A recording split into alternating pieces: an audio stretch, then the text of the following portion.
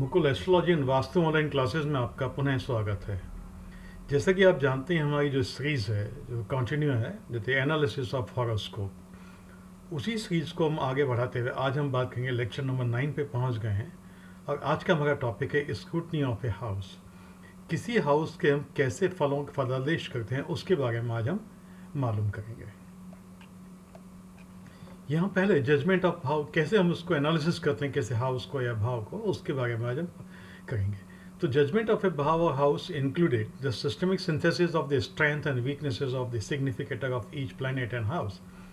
देखिए, हर एक कुंडली के अंदर हर भाव के जो अलग अलग ग्रह होते हैं, जो उनको सिग्निफाई करते हैं, उनके रिजल्ट्स को।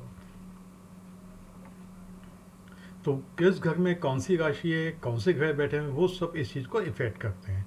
उन सभी के बलाबल को हम मालूम करते हैं। इसके अलावा करकास ऑफ ईच हाउस, मतलब हर घर के जो हैं एक स्पेसिफिक कारक ग्रह भी माने गए हैं।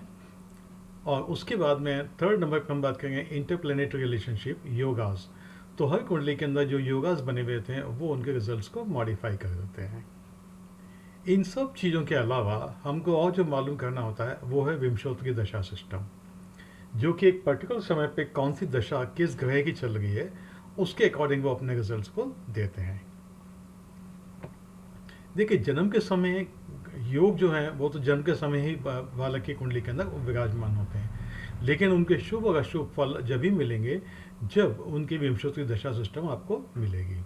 इसीलिए भाव के साथ प्लैनेट्स और उनके सिग्निफिकेटर मालूम करने के साथ साथ हमको विंशोत्तरी दशा सिस्टम को भी साथ में कंसिडर करना पड़ता है। अब हम बात करेंगे पहले सिग्निफिकेटर ऑफ ए हाउस। कौन कौन से ग्रह हैं या कौन कौन से जो कि इस भाव के फल को नियंत्रित करते हैं।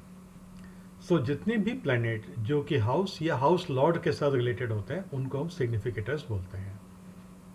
तो ये जो इंक्लूड करते हैं significator of a house, the Lord of a house, occupant of a house, जो घर का जो मालिक है वही वो सबसे ज़्यादा घर के फलों को प्रभावित करेगा। उसके बाद में जो आएगा ऑक्यूपेंट ऑफ द हाउस, जो ग्रह उस घर में बैठे हुए हैं वो। तीसरे number planet expecting the house, जो ग्रह उस भाव पे या दृष्टि डालते हैं वो। चौथे नंबर प्लैनेट जो कि ग्रह या ग्रह के मालिक को दृष्टि डालते हैं वो। पांचवें number planet associated with the Lord, जो ग्रह प्लैनेट के साथ बैठते हैं वो भी इसको इफेक्ट करते हैं। और लास्ट में जो होता है कारक ग्रह ऑफ द हाउस। जैसे कि मैंने बताया आपको, कारक ग्रह हर हाउस के अलग अलग होते हैं, जिनके बारे में अपन आगे पढ़ेंगे। तो अभी आप ये ध्यान में रखिए कि ये 6 की 6 फैक्टर्स हमको हर भाव के बारे में पहले एनालिसिस करना होता है। तो जो भाव के फल हैं वो इन सभी के रिजल्ट के अकॉर्डिंग उनकी क्या स्ट्रेंथ है, उनकी क्या वीकनेसेस है, वो किस टाइप के योगों में इन्वॉल्व है तथा क्या दशा चल रही है, ये उनके हिसाब अपने रिजल्ट्स को देते हैं। तो अब हम यहाँ एक आपको समझाते हैं कि कुंडली के थ्रू। ये हमने एक एग्जाम्पल कुंडली ली है। तो यहाँ आप देखेंगे कि यहाँ पर जो है ये मकर लगन की कुंडली है, जिसमें कि जुपिटर बैठा हुआ है।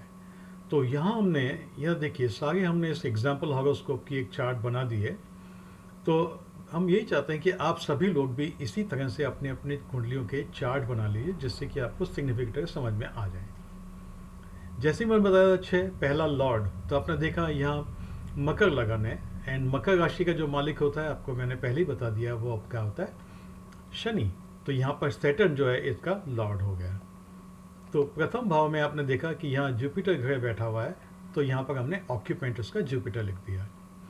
प्लैनेट्स एस्पेक्ट द हाउस, देखिए सब ग्रह की जो दृष्टि है ये हम पिछले वीडियो में आपको बता चुके हैं। यहाँ पर मंगल इसको अपनी अष्टम दृष्टि से, यहाँ से काउंट करें 1 2 3 4 5 6 7 एंड 8, तो मंगल अपनी अष्टम दृष्टि से प्रथम भाव को देख रहा है। नाउ इसके अंदर कोई लॉर्ड जो है इसका शनि को कोई ग्रह नहीं देखता है, और इस लॉर्ड को कोई भी ग्रह नहीं देख रहा है। नाउ इसके साथ में जो ग्रह बैठे हुए हैं वो हैं सन और बुध। और इसका जो कारक ग्रह है वो है सूर्य। प्रथम भाव का जो कारक ग्रह माना जाता है वो सूर्य माना जाता है। तो आप देखेंगे कि इस प्रथम भाव के जो फलों को जो नियंत्रित करेंगे वो करेंगे शनि, जुपिटर, मंगल, फिर बुध और सूर्य। यहाँ हमने उसको कंपाइल भी कर दिया। ये सभी ग्रह जो हैं ये इसके सिग्निफिकेंट हो गए पहले हाउस के। नाउ इसी तरह से हम आगे बात करेंगे अपने सेकेंड हाउस के लिए। देखिए सेकेंड हाउस का जो मालिक है, यहाँ आप देखेंगे कि सेकेंड हाउस का जो मालिक है वो शनि है और इसमें कोई भी ग्रह बैठा हुआ नहीं है। नाउ अब हम बात करें इस पर दृष्टि डालने वाले ग्रह, तो आप देखेंगे कि सूर्य, बुध और शनि ये सप्तम दृष्टि से इन भावों को देख रहे हैं। इनके अलावा कोई भी ग्रह इसको नहीं देख रहा है। नाउ शनि को कोई भी ग्रह नहीं देख रहा है, लेकिन जो साथ में बैठा हुआ है वो है इसका सूर्य और बुध। इस भाव का जो कारक ग्रह है वो है बृहस्पति। तो अब आप देखेंगे कि जो सारे ग्रह जो उसको कर रहे हैं सेकेंड हाउस के, वो हो गया सन या सूर्य, बुध, शनि और जुपिटर। ये सभी ग्रह, चारों ग्रह इस सेकेंड भाव के फलों को नियंत्रित करेंगे। अब इसी तरह हम देखें थर्ड हाउस के अंदर। थर्ड हाउस के अंदर आपने देखा कि मीन राशि है जिसका कि मालिक बुध बृहस्पति होता है। तो इसका जो मालिक हुआ थर्ड हाउस का वो हो गया बृहस्पति।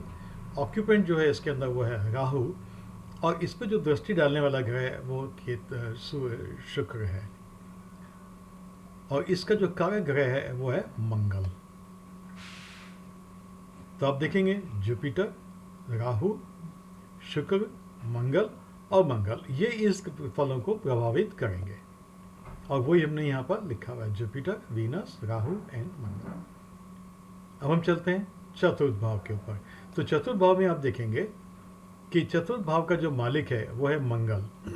क्योंकि यहाँ पर जो राशि है वो मेष राशि है और इसका जो मालिक है वो मंगल है। इस भाव के ऊपर किसी भी ग्रह की दृष्टि नहीं है, ना ही कोई इसके अंदर ऑक्यूपेंट है। लेकिन अब इसके अंदर इस मालिक के साथ जो ग्रह बैठे हुए हैं वो है मंगल। मंगल को कोई भी ग्रह जो है ना वो देख भी नहीं रहा है, लेकिन चंद्रमा इसके साथ में बैठा हुआ है। और चतुर्थ भाव के जो कारक ग्रह हैं वो मंगल और चंद्रमा भी होते हैं। तो इसलिए आप देखेंगे यहाँ पर जो ग्रह जो इसके फल को प्रभावित करेंगे वो सिर्फ मंगल और चंद्रमा ही होंगे और नहीं प्रभावित करेंगे। अब हम चलते हैं पंचम भाव पे। तो पंचम भाव पे आप देखेंगे कि यहाँ पर जो वृष राशि है जिसका कि मालिक शुक्र होता है, यहाँ पर इसमें कोई ग्रह बैठा हुआ नहीं है, लेकिन इस पे जो दृष्टि है वो एक तो बृहस्पति की अपनी पंचम दृष्टि से देखता है, और इसी तरह से शनि जो है अपनी दशम दृष्टि से पंचम भाव को देख रहा है। 1 2 3 4 5 6 7 8 9 एंड 10। तो यहाँ पर जो पंचम भाव पे जो दृष्टि डालने वाला ग्रह हो गया वो हो गया जुपिटर और शनि। इस ग्रह को जो देखने वाला ग्रह है, अब हम बात करेंगे जो मालिक को देखता है वो है एक तो बृहस्पति जो अपनी नवम दृष्टि से वीनस को देख रहा है। तो देखिए 1 2 3 4 5 6 7 8 एंड 9। ना इसी तरह से मंगल जो है वो भी शुक्र को देखता है अपनी चतुर्थ दृष्टि से 1 2 3 एंड 4। तो ये सभी ग्रह जो हैं इसके अपने फल को प्रभावित करेंगे पंचम भाव के। तो शुक्र, बृहस्पति, शनि, बृहस्पति, मंगल, केतु जो कि शुक्र के साथ बैठा हुआ है, और जुपिटर। ये देखिए यहाँ हमने सब सिग्निफिकेंट पांचों ग्रह के निकाले, Venus, Jupiter, Saturn, Ketu and Mangal. Now अब हम चलते हैं छठे घर के ऊपर। छठे घर का जो मालिक है, देखिए छठे घर का जो मालिक है वो है आपका बुध। मिथुन राशि है जिसका मालिक है बुध। नाउ इस घर में तो लॉर्ड हो गया, इस छठे घर का लॉर्ड हो गया बुध। इसमें जो ऑक्यूपेंट हैं जो बैठे हुए हैं वो है चंद्रमा और मंगल ग्रह। नाउ इसके बाद हम देखेंगे इस पे दृष्टि डालने वाला कोई भी ग्रह इस पे छठे भाव पे दृष्टि नहीं डाल रहा है। नाउ इसके बाद में बुध के साथ जो ग्रह बैठे हुए हैं वो हैं सूर्य और शनि। ये दोनों ग्रह इसके साथ बैठे हुए हैं। अब इसके जो कारक ग्रह होते हैं वो होते हैं मंगल और शनि। तो आप देखेंगे यहाँ पर छठे घर के जो ग्रह प्रभावित करेंगे वो हो गया बुध, चंद्रमा, मंगल, सूर्य, शनि, मंगल और शनि। तो ये इन सबको हमने यहाँ समराइज करके यहाँ लिख दिया, बुध, चंद्रमा, मंगल, सूर्य और शनि। अब हम चलते हैं सप्तम भाव की तरफ। ये हम एक एक भाव इसलिए कर रहे हैं जिससे कि आपको समझ में आ जाए कि हम कैसे सिग्निफिकेटर्स निकालते हैं। यहाँ देखिए सप्तम भाव में आपने देखा कि कर्क राशि यहाँ 4 नंबर की विराजमान है, जिसका मालिक मंगल, जिसका कि मालिक जो है वो चंद्रमा होता है। तो यहाँ पर जो इसका जो ग्रहेश हो गया, जो मालिक हो गया सप्तम भाव का, वो हो गया चंद्रमा। नाउ इस पे जो दृष्टि है वो सिर्फ बृहस्पति की दृष्टि इसके ऊपर है और कोई ग्रह इसको नहीं देख रहा है। नाउ चंद्रमा के साथ में और कोई ग्रह ना तो चंद्रमा को नहीं देख रहा है, बट बुध मंगल इसके साथ में बैठा हुआ है। सप्तम भाव का कारक ग्रह जो होता है वो शुक्र होता है।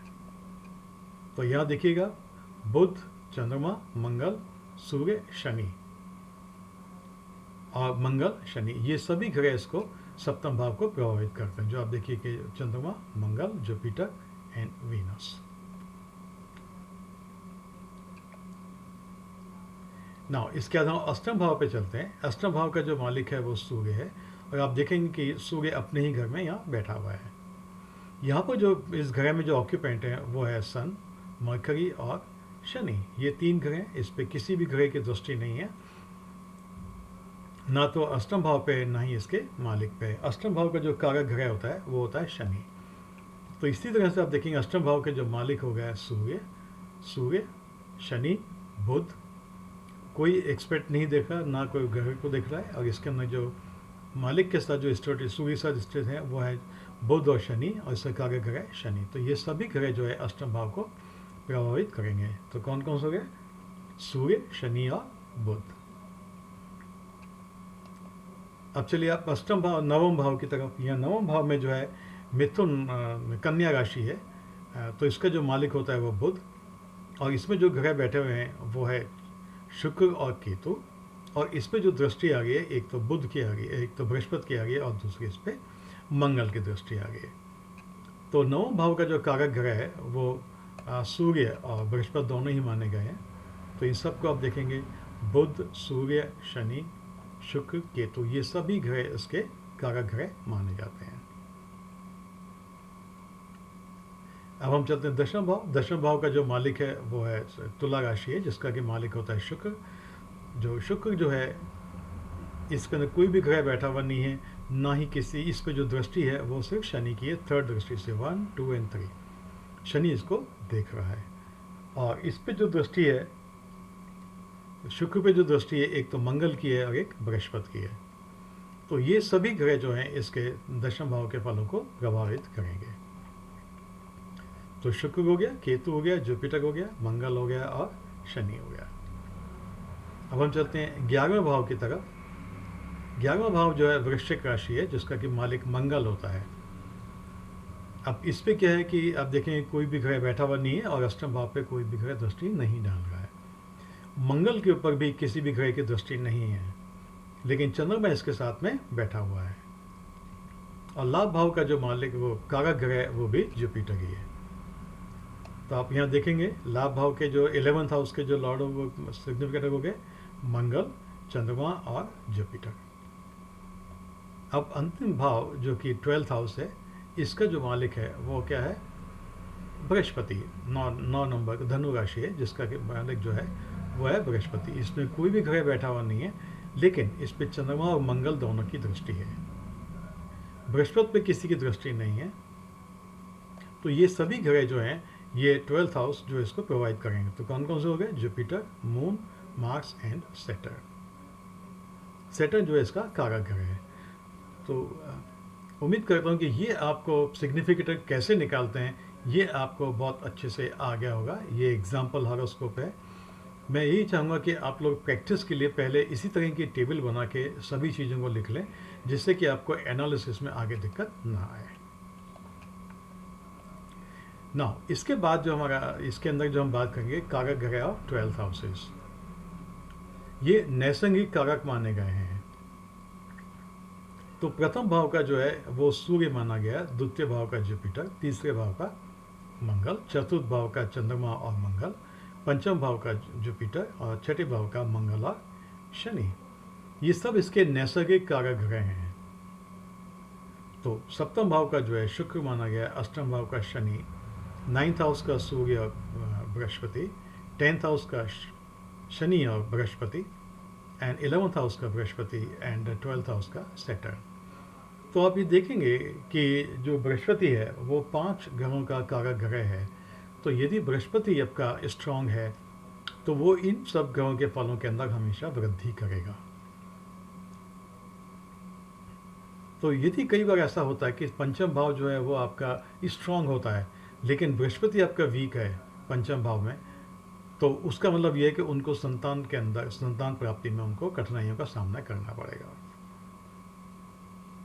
इसी तरह से यदि कारक ग्रह सप्तम भाव का शुक्र यदि ये वीक है तो जातक की विवाह के अंदर बहुत सारी अड़चनें आती हैं या उनका विवाह लेट होता है।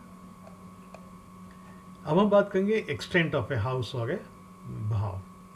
देखिए एक हाउस जो है it corresponding to the rashi falling in into it. तो एक्सटेंट ऑफ राशि का क्या हुआ, टोटल 30 डिग्रीज हुआ, और जो डिग्री राइज करती है लगन के अंदर वही सभी ग्रह अदर हाउस में मानी जाती है।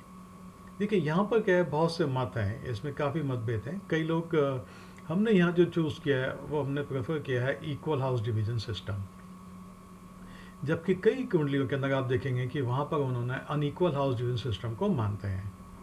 ऐसी सही कई कुंडलियों के अंदर ये देखा गया है कि एक ही जो राशि है वो 3-3 घर को गवर्न करती है। लेकिन जैसे कि मैं आपको बताता हूँ, डिग्री जो हम ग्रहों की जो स्थिति हम कैलकुलेट करते हैं वो एक राशि में कैलकुलेट करते हैं, उसका मान हमेशा 30 डिग्रीज का ही होता है। तो इस तरह से इसके अंदर देखा जाए तो हम लोगों ने जो ये बड़ा कंट्रोवर्शियल चीज़ है जिसके कि रिसर्च की ज़रूरत है, तो हम सेफ साइड में आपको ये बता रहे हैं, आप 30 डिग्रीज को मान के चलिएगा। और इसी तरह से जो 24 डिग्री लगन की है वो सभी भावों में मानी जाएगी, क्योंकि जितनी देखिए सब ग्रहों की जो स्थिति है वो 24 डिग्री होती है। दूसरा ये कि जब हम लगन कैलकुलेट करते हैं तो जितना भी एक्सटेंट राशि का मान होता है किसी भी लेटीट्यूड के ऊपर, उसको हम 30 डिग्रीज में ही कन्वर्ट कर देते हैं। तो इसीलिए मैंने आपको प्रेफर करता हूँ कि हम 30 डिग्रीज वाले को प्रेफर करें, इक्वल हाउस डिवीजन सिस्टम को। इसके अलावा जैमिनी मत जो है वो भी इक्वल हाउस डिवीजन सिस्टम को प्रमोट करता है। और उसके अलावा यदि आप आगे पढ़ेंगे तो देखते हैं अष्टक वर्ग वाली कुंडलियों में भी हमने इसी को ही प्रेफर करते हैं, इक्वल हाउस सिस्टम को। इसके अलावा जो हमारी दृष्टि संबंध जो हमने पढ़े थे वो भी इक्वल हाउस डिवीजन सिस्टम को इंडिकेट करता है, इररिस्पेक्टिव ऑफ द डिग्रीज। तो इन सब चीज़ों को मानते हुए मैं चाहता हूँ कि हम लोग इक्वल हाउस सिस्टम को प्रेफर करें। इसको समझने के लिए जैसे एक्सटेंट यदि जो लगन है, इसका लगन का जो एक्सटेंट होगा वो 0 डिग्री कर्व से लेके 30 डिग्री कर्व का होगा, और इसी का जो मालिक होगा वो चंद्रमा होगा। इसी तरह सेकेंड हाउस के अंदर का जो एक्सटेंट होगा 0 डिग्री लियो से लेकर 30 डिग्रीज लियो तक का होगा। इसी तरह आप सर्वत्र जाने। दूसरी चीज़ जैसे कि 24 डिग्री यहाँ पर लगन में राइज हो गई है, तो सेकेंड हाउस में भी लियो या सिंह की 24 डिग्री इंपॉर्टेंट हो जाएगी, थर्ड हाउस में 24 डिग्री कन्या की इंपॉर्टेंट हो जाएगी। इसी तरह से आप सर्वत्र जाने। इसका मतलब ये हुआ है कि 24 डिग्री जो है हर हाउस के अंदर एक अपना सबसे ज़्यादा इन्फ्लुएंस डालेगी। हर डिग्री वाइज जो इन्फ्लुएंस कैसे निकालते हैं वो हम आगे की वीडियो में आपको बताते रहेंगे। रूलर ऑफ द हाउस, किस भाव का कौन मालिक होता है, जैसे हम पहले ही बता चुके हैं। The ruler of the rashi falling into a particular house is considered as the ruler of that house. तो जो राशि जिस भाव में होगी उसका जो मालिक होगा वही उस भाव का मालिक भी कहलाएगा, जैसे कि हम आपको पहले एग्जाम्पल कुंडली के अंदर एक्सप्लेन कर चुके हैं। इसके अलावा भाव के कुछ और नॉमनक्लेचर्स हैं जो कि इंटरप्रिटेशन में बहुत यूजफुल होते हैं। तो पहला जो है केंद्र या क्वाड्रेंट्स, ये कहलाते हैं first, 10th, 7th and 4th house. पंथवर्क या कैडेंट हाउस ये कहलाते हैं second, 5th, 8th and 9th। Apocalypse ये कहलाएंगे succedent house, they are the 3rd, 6th, 9th and 12th। इसको याद करने का आसान तरीका ये है, पहले जो है कैडेट जो है वो केंद्र स्थान है, केंद्र के बाद में पेनफर आ जाएगा या कैंडिडेट हाउस जाएंगे, उसके बाद के जो जगह होंगे वो आपके एपोकालिप्स कहलाएंगे या सक्सीडेंट हाउस कहलाएंगे। ना 5वें और 9वें भाव को हम ट्राइंस या त्रिकोणा भी बोलते हैं, और इसी तरह से 3rd, 6th, 10th और 11th हाउसेस को हम उपचय भी कहलाते हैं। इनका क्या सिग्निफिकेंस है, क्या इनकी इंपॉर्टेंस है, वो हम आपको आगे बताते रहेंगे। सो यहाँ पर हमने आपको ये नॉमेनक्लेचर ऑफ हाउसेस का एक चार्ट बना दिया है। जिसको आप कॉपी कर सकते हैं और देख सकते हैं कि कौन कौन से केंद्र हाउस हैं, कौन से पंथर हैं, कौन से अपोकैलिमिक्स हैं, कौन से तिकोने हैं। तो इस तरह से आप इनको अंडरस्टैंड कर लीजिएगा, बिकॉज इनका यूज़ हम आगे के वीडियोस में करेंगे। So thanks for watching my video, and please consider it to like, subscribe and share in order not to miss my future coming videos. Thank you so much.